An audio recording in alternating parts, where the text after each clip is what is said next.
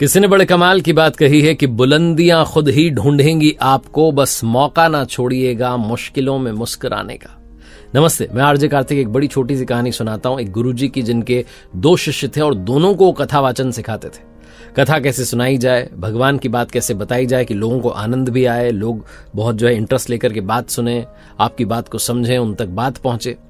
दोनों शिष्य गांव-गांव जाते थे, कथा वाचन करते थे। पहला शिष्य जब कथा वाचन करता था तो बड़ी तालियां बजती थी, दूसरा वाला जब सुनाता था तो लोगों को मजा नहीं आता था। और धीरे धीरे लोगों ने कहना शुरू कर दिया कि भैया आपकी बात में वो दम नहीं है जो दूसरे वाले भैया की बात में दम है। और ऐसा बढ़ने लगा, वो इस गांव में जाते, उस गांव में जाते, प्रशंसा पहले वाले की ज्यादा होती। तो दूसरे वाले को मन ही मन बुरा लगने लगा कि हो क्या रहा है, ऐसा क्या है जो गुरुजी उसको ज्यादा सिखा रहे हैं, मुझे नहीं सिखा रहे। तो एक दिन चला गया गुरुजी के पास और जाकर के शिकायत करने लगा कि आप पक्षपात करते हैं। बोले कैसे? बोले हाँ गुरुजी, आप पहले वाला जो शिष्य है उसको तो बहुत सारी जानकारी दे रहे हैं, बहुत सारी बातें बता रहे हैं और उसकी कथा में तो तालियां ही तालियां बज रही हैं, लोग बड़ा आनंद लेकर के सुन रहे हैं, बड़ी डिमांड आ रही है, बड़ी प्रशंसा हो रही है। मेरी कथा में ऐसा कुछ नहीं होता। मेरी कथा से तो अब लोग ये कहने लगे कि भैया आप तो कम ही बोलिए, उनको बोलने का अवसर दीजिए, ये तो हद हो गई है। गुरुजी मुझे समझ नहीं आ रहा है कि आप पहले वाले शिष्य को इतनी जानकारी क्यों दे रहे हैं, इतना क्यों सिखा रहे हैं, मुझे कम क्यों सिखा रहे हैं, ये द्वेष वाला व्यवहार मेरे साथ क्यों कर रहे हैं। तो गुरुजी ने कहा बेटा एक कहानी सुनाता हूं, सारी बात समझ में आ जाएगी। गुरुजी ने कहानी सुनाई कि एक व्यक्ति रेगिस्तान से होकर के निकल रहा था, बड़ी देर से थका रहा चला रहा था, बड़ी प्यास लगी हुई थी। तो उसे कुआं दिखाई दिया, वो कुएं के पास में गया और उसका आश्चर्य उसका ठिकाना नहीं रहा। वहां पर एक बाल्टी रखी हुई थी, लेकिन समस्या यह थी कि वहां पर रस्सी नहीं थी। उसने बहुत ढूंढा, आसपास ढूंढा, मिली नहीं रस्सी। क्या करे, थक हार करके चल के आगे निकल गया। थोड़ी देर में दूसरा व्यक्ति उसी रास्ते से रेगिस्तान से निकलता है और वो भी थका रहा, उसको भी बड़ी प्यास लगी और वो भी देखता है कि कुआं है। कुएं के पास में पहुंचता है बड़ा खुश होकर के कि चलो पानी मिलेगा। झांक के देखता है तो अंदर पानी भी है और पास में देखता है तो नीचे बाल्टी भी रखी है, लेकिन उसके लिए भी वही समस्या कि वहां रस्सी नहीं थी। अब करे तो करे क्या।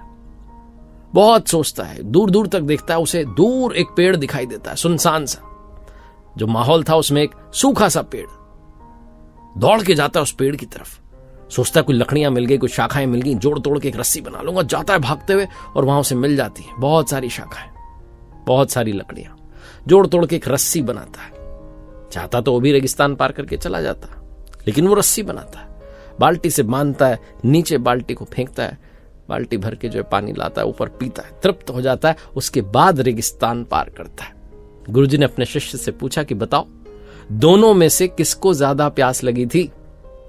शिष्य ने कहा गुरुजी बहुत साधारण सा उत्तर और सही उत्तर है कि दूसरे वाले को ज्यादा प्यास लगी थी, तभी तो उसने रास्ता निकाल लिया। गुरुजी ने कहा बस वही बात है, तुम दोनों में पहले वाले को ज्यादा ज्ञान की प्यास लगी है, वो सीखना चाहता है, वो बढ़ना चाहता है, वो श्रवण करता है, मनन करता है, चिंतन करता है, फिर जाकर के कथा वाचन करता है। तुम मेरे सामने बैठते हो लेकिन वहां होते नहीं हो। तुम्हारा मन इधर उधर हिरण की तरह छलांग मार रहा होता है। तुम्हारा मन ना सुनने में होता है ना सुनाने में होता है, क्योंकि जब सुनोगे ही नहीं, जब सीखोगे ही नहीं तो लोगों को जाकर क्या बताओगे। इसीलिए तुम्हारी कथा में आनंद नहीं आता। बहुत छोटी सी कहानी है, सिखाती है कि अगर आपको सक्सेस चाहिए तो उसके लिए पहले प्यास जगानी होगी, सफलता की प्यास। और ऐसी प्यास कि आप भी एक ऐसी रस्सी बना लें जिससे बाल्टी को डालें और पानी भर के ले आए। वरना बहुत सारे लोग हैं जो कहते हैं हमसे नहीं होता, हमारे बस का नहीं है, निकल जाते हैं। रेगिस्तान को पार करते करते क्या पता पार भी कर पाते हैं कि नहीं। इसलिए एक बार फिर से वही बात कह रहा हूं, जीवन में कर दिखाओ कुछ ऐसा कि दुनिया करना चाहे आपके जैसा। याद रखिए मेरी